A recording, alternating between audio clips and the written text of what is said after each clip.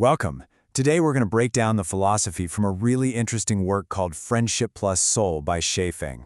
It's basically a guide for understanding why we suffer, how to redefine our values, and ultimately, how to find a path to a higher state of being. Let's get right into it.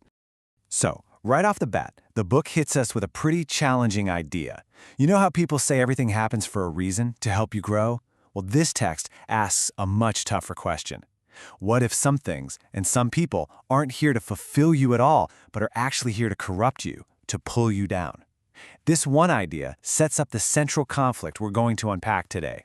Okay, so if it's true that some things can corrupt us, where does all this conflict and pain even come from? Well, the first part of this philosophy gets right to the heart of what it sees as a universal human problem. We have a tendency to create our own suffering. According to the source, a huge chunk of our pain, whether it's in our marriages, at work, or even between whole countries, comes from a really simple but really stubborn refusal to compromise. You know, when we dig in our heels and insist that our way is the only right way, conflict is pretty much guaranteed. To really make this idea hit home, the text tells us a story. Let's talk about a guy named Little Lou. One day, an old friend calls him up with what sounds like the opportunity of a lifetime, a way to get rich and get rich fast.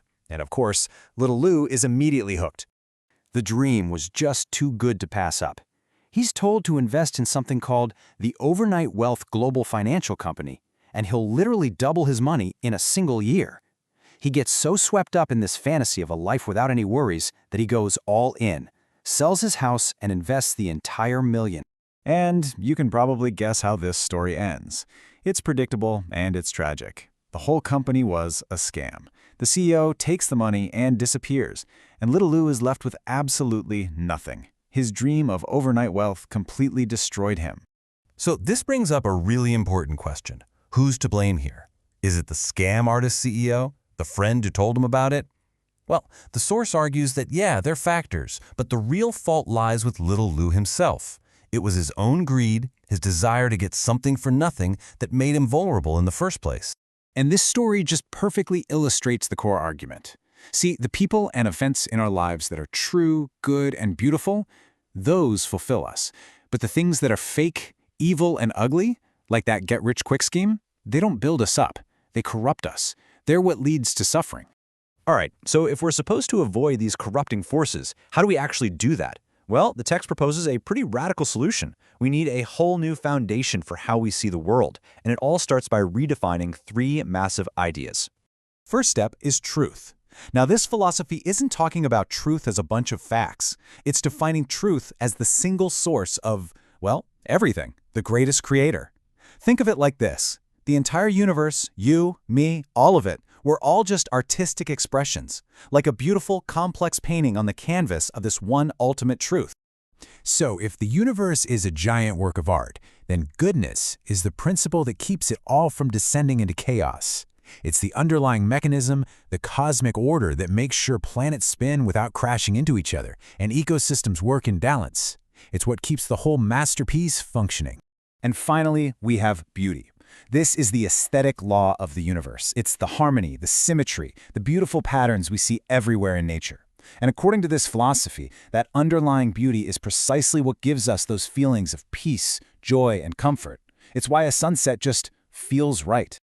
So, once we get our heads around this new foundation of truth, goodness, and beauty, how do we actually apply it? This is where we get to the really practical stuff, a framework for literally elevating our own consciousness. The text gives us this incredible concept called the ladder of human thinking. It says most of us are stuck on the very bottom rung, which is material thinking. We're just focused on physical stuff. The whole point is to climb. You move up through levels like the image thinking of an artist or the associative thinking of a scientist, slowly moving beyond just the physical world. And the ultimate goal? To reach the very top, holographic thinking, which is described as this all-encompassing perspective, the perspective of a god. But climbing that ladder isn't just some intellectual exercise. Nope, it requires you to actively work on yourself, to cultivate specific personal qualities. This next section is all about the character traits you need to build up and the ones you desperately need to get rid of.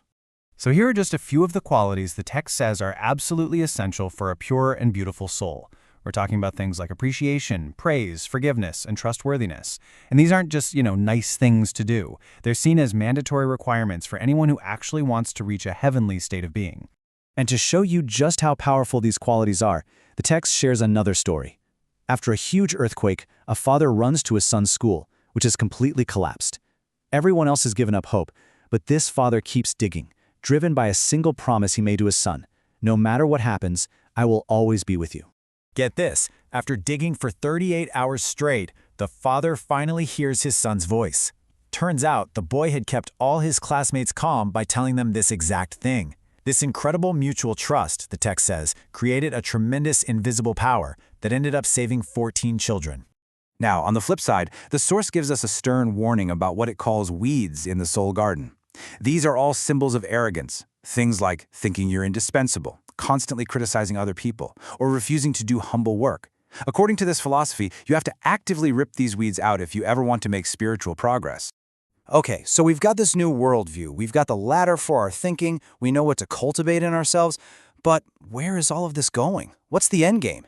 Well, that brings us to the ultimate destination of this entire journey, the two purposes of life.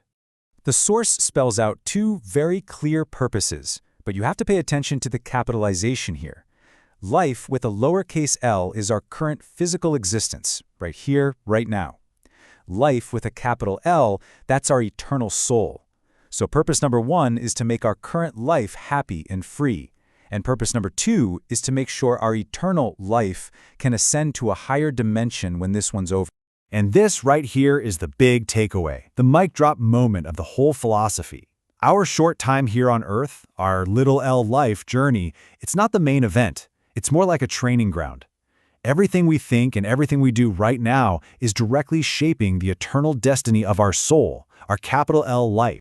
So in the end, the philosophy of friendship plus soul provides us with this incredibly detailed map. But ultimately, it leaves you to ponder a very personal question. If your life really is a journey, where are you headed?